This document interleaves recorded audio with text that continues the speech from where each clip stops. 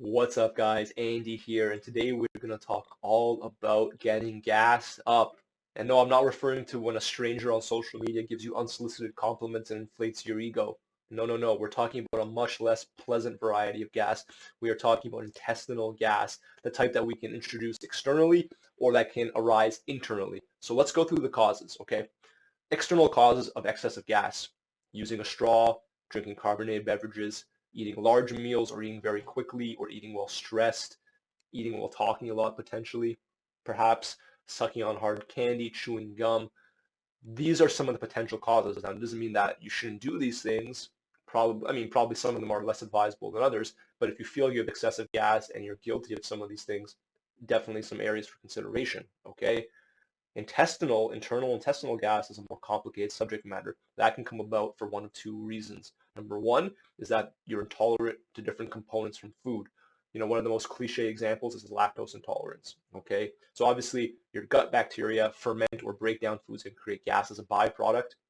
If they do so in excess, the gas production is in excess. Okay, so certain people do not respond well to certain components of foods. If you'd like to learn more about what those components are, I have an article in the link in the description that you can click through to read. Okay, now the second issue that can arise when it comes to intestinal gas is if you have a very specific digestive health concern, like constipation, okay, or even IBS. Now in IBS, the digestive tract may be less likely to move gas effectively through the system, and the perceptions of gas may be heightened based on that and other factors. So it's not just a matter of intestinal gas, it's also the perception and your body's ability to clear it. Okay. Now, individuals living with IBS generally will benefit.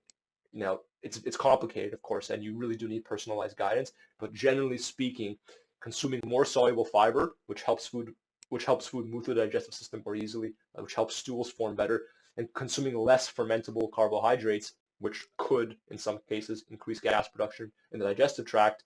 Those two courses of action are generally advisable. Okay, so in the article that I just referenced a second ago, link in the description, I do list some foods that are high soluble fiber and low fermentable carbohydrate. So definitely something to consider for those living with IBS. But like I said, realistically speaking, if your excessive gas is caused by some physiological issue, you're probably going to need the help and support of a professional like myself or someone else to give you some more advice, because there are dietary things you can do to improve outcomes, right? So I've given you guys a couple of ideas, perhaps some easy things you could change, like slowing down your eating, very, very important, eating mindfully and avoiding little things like straws and carbonated beverages. And on the flip side, there's quite a lot going on there, and presumably, the gut bacteria are heavily involved. So people have imbalances between good and bad gut bacteria. They may be more likely to have excessive intestinal gas. The list goes on, and there's all sorts of different interventions that one can pursue depending on the cause of the issue. Again, it's a bit more complicated. Other than that, guys, I hope you enjoyed this video. Hopefully it didn't gas you up too much, and I'll see you next time.